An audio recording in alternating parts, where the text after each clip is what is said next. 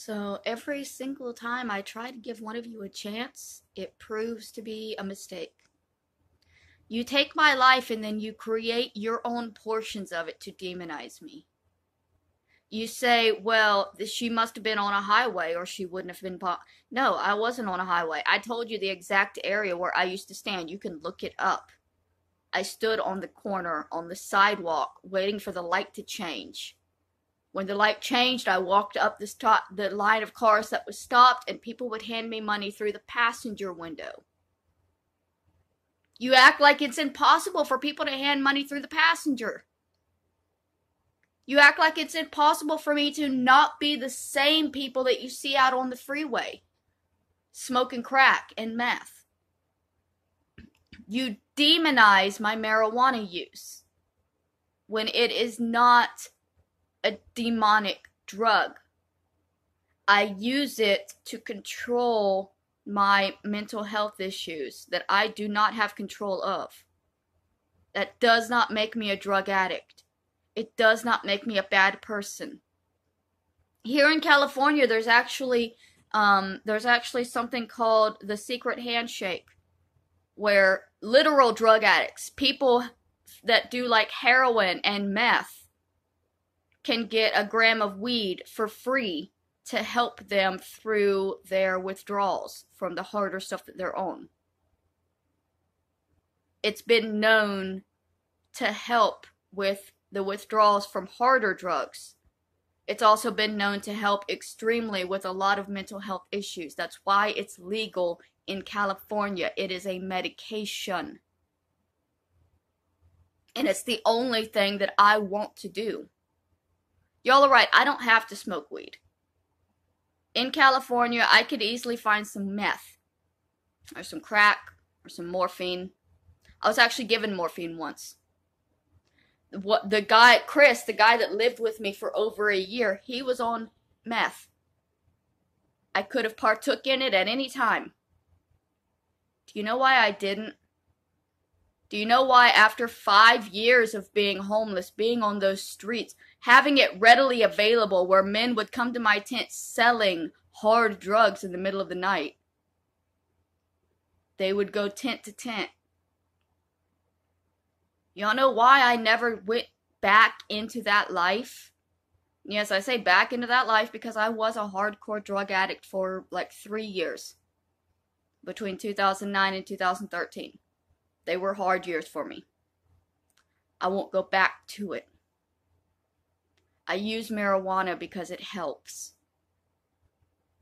I refuse to be a drug addict like you are creating.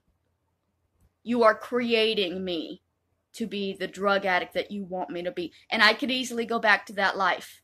Okay? It's ingrained in my personality. I have an addictive personality. And the drugs out here are everywhere. Readily available. I have literally found meth on the sidewalk before. I choose not to do those drugs. I choose to take the medications my doctor provides me and smoke marijuana. And you demonize me for that. And you don't understand how hurtful that can be to somebody who actually had those problems and could easily fall back into them. And nobody has ever been, nobody's proud of me for not being on the drugs that I'm not on.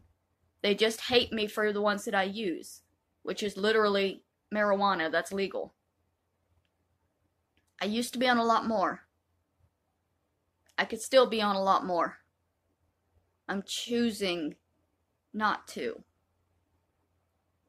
And you're choosing to demonize me for it. It's messed up. It's hurtful. And you have to create things to hate me for. You had to create the scenario where I was out standing on a highway being aggressive to people with a dog. That was somebody else. That wasn't me. I told you where I was. But that wasn't good enough because you can't demonize what I'm telling you as the truth. If you take it as the truth, you can't hate me for it. You can't demonize me for it because I didn't do anything wrong. I still haven't done anything wrong. It's consistent. No matter how many of you take up my videos, you're always doing the same thing. You'll take my videos, you'll take my words, and then add your own to create the crime. And you'll say, well, okay, so your sign, maybe your sign didn't say you were homeless, but you told the phone guys that you were homeless, and so that means that you must tell everybody you're homeless. You're creating that in your mind because you heard me tell one person who I was extremely upset with and having a breakdown. In your mind, I tell everybody that I'm homeless. That's not the truth. When I'm having a breakdown, I sometimes say things that even I don't understand. I'll be honest. Okay, I spent 5 years homeless, and a big part of my mind is still homeless. I still have those same anxieties and fears and thoughts that I had when I was homeless.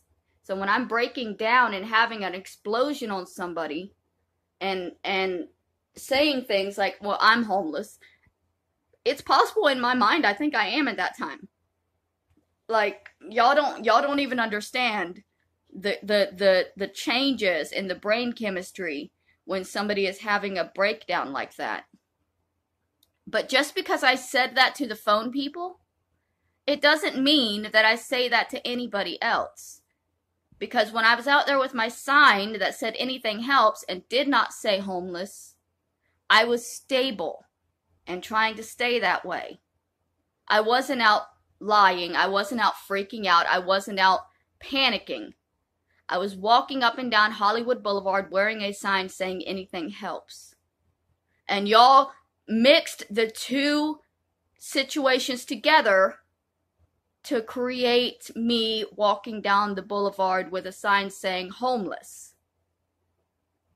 And you don't even understand how fucked up it is when you can take the separate situations and mend them together and then tell everybody that your melded version of the truth is the truth. You're only doing it to demonize me. And I'm not going to watch it. I'm not going to listen to it. I gave you a chance because you were a channel that I had never seen before. And you proved to me to be exactly like all of the other channels. Hateful, judgmental, and you refuse to be wrong.